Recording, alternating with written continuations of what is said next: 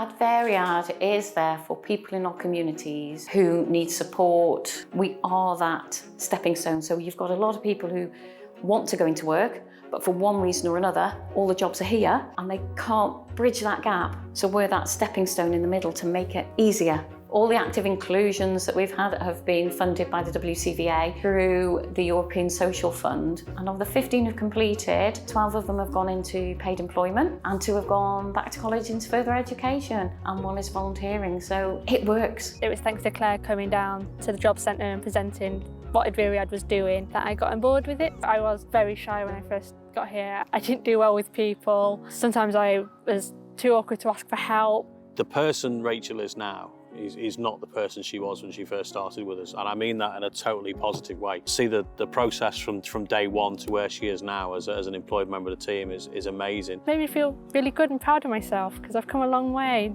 The funding needs to be there. There are a lot of people across Wales and it's finding the support that's right for them. I had a lot of difficulties originally because I suffer with severe anxiety and Asperger's syndrome. The kind of support that they gave from word go was, we will give you a chance to introduce yourself and get to know everybody at your own pace. We're not going to just throw everyone at you. Without Advariad, I don't think I would have had any chance of getting a job realistically.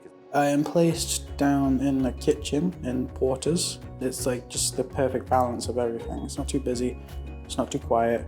Everyone's really friendly.